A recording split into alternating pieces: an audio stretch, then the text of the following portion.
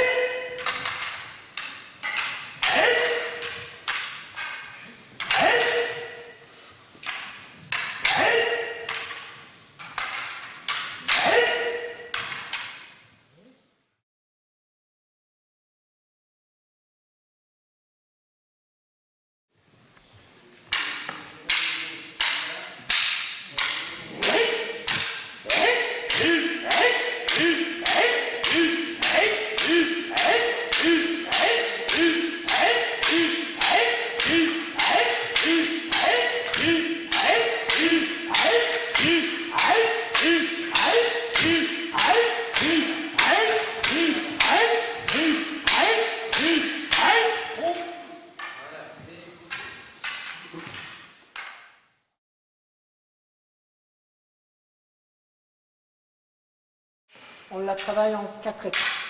C'est un mouvement qui est très difficile. Tout d'abord, je viens ici et je laisse.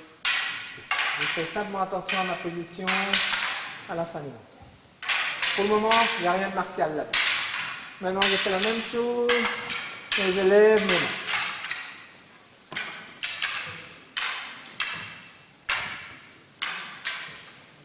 Okay. Ensuite, je coupe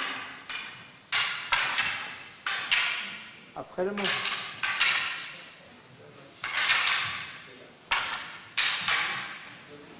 Si j'essaie de couper en un mouvement.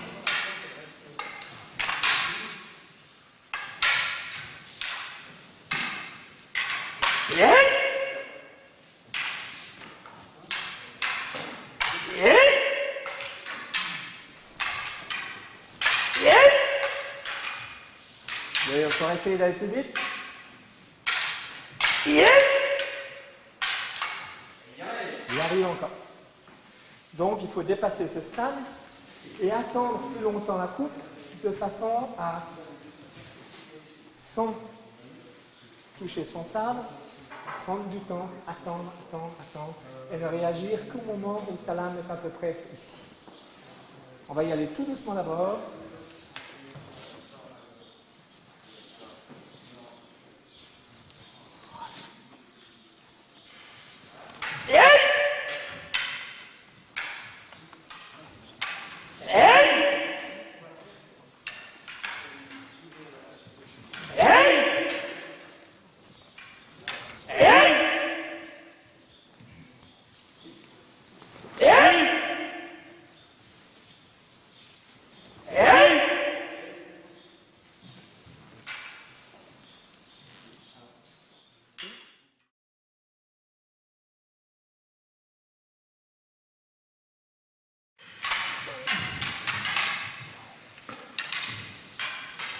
Ce qui est très difficile, je dois apprendre à celui-ci à ne pas avoir peur de me faire mal. Je dois apprendre à celui-ci de me couper à la bonne distance et à la bonne, au bon niveau. Donc ça, c'est déjà pas évident. Une fois que je suis sûr de sa coupe, je peux agir.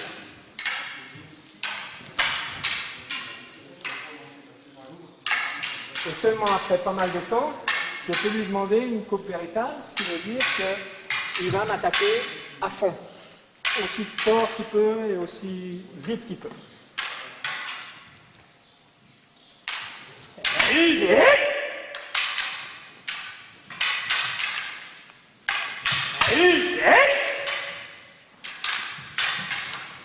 Et ensuite, je dois pouvoir le faire à gauche aussi.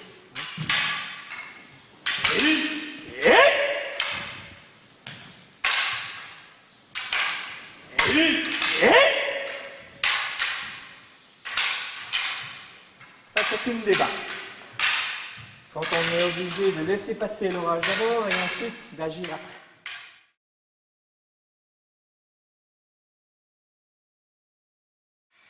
Il y a une autre base où on enveloppe l'arme de l'adversaire. Donc c'est surtout sur des coups d'estoc qu'on va ici sortir de la ligne et revenir sur. Je sors légèrement de la ligne de façon à ce que ça puisse continuer. Et maintenant, dans un même mouvement, bien entendu, pour le faire des deux côtés également.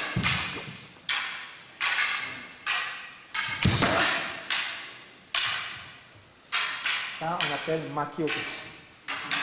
Tout doucement encore.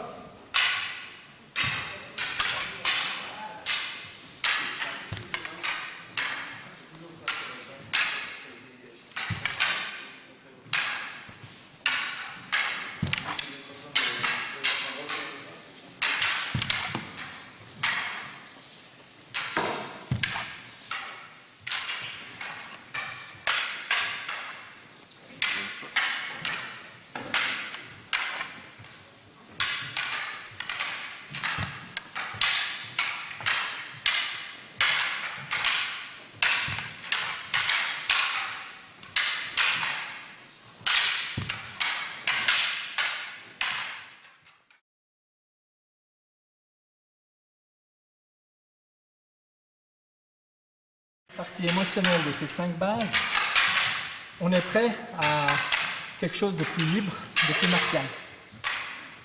Et il y a aussi une connaissance, une observation de l'adversaire qui, au cours des milliers d'heures d'entraînement, petit à petit s'imprime dans le cerveau. Et il y a un moment donné où le corps réagit sans même que vous lui demandiez. Il y a également des lois physiques qui sont là-dessus.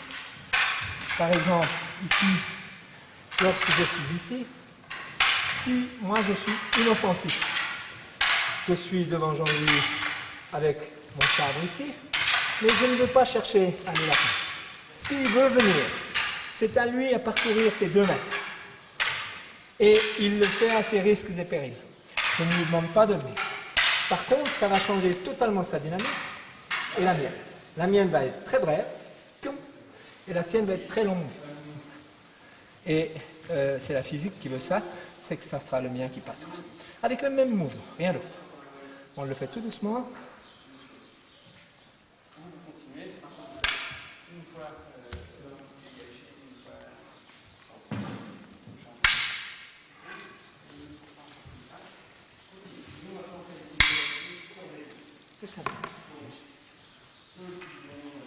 Donc, c'est le fait que ce soit lui qui doive couvrir la distance jusqu'à moi qui affaiblit son attaque.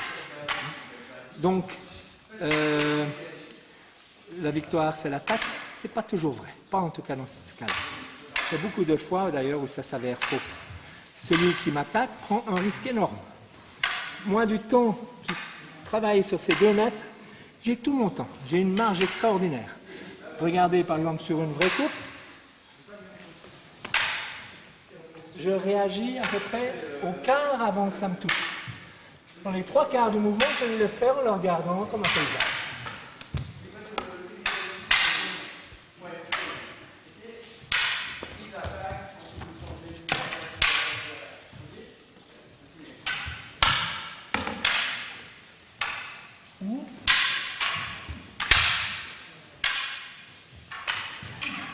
Donc j'ai beaucoup plus de temps que lui, car c'est lui qui choisit de parcourir la distance vers moi pour m'offenser, pour m'attaquer.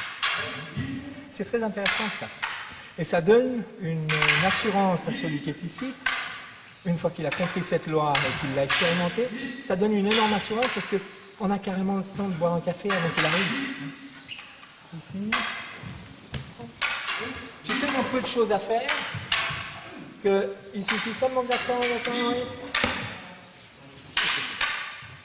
Donc, c'est assez jouissif de travailler ces principes parce qu'une fois qu'on les a maîtrisés, ça devient. On peut peaufiner, on peut s'amuser. On peut s'amuser entre guillemets.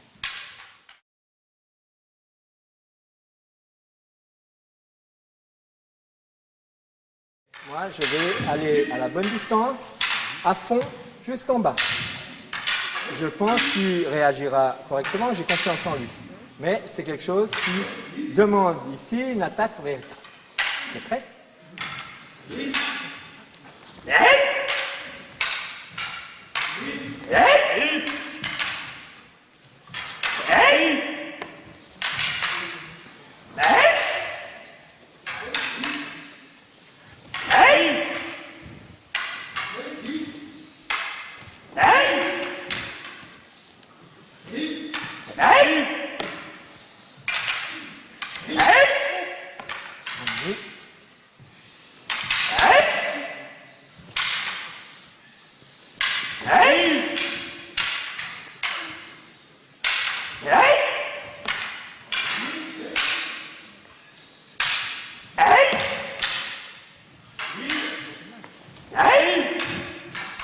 Ce qu'on vient de vous montrer, c'est ce qui s'approche le plus du combat réel, du combat réel entre sabres. On le fait avec un sabre en bois parce que ça serait dommage pour des vrais sabres et ça serait trop dangereux également. Mais ce qu'on appelle donc le kenjutsu, c'est ce qui nous approche le plus du combat véritable.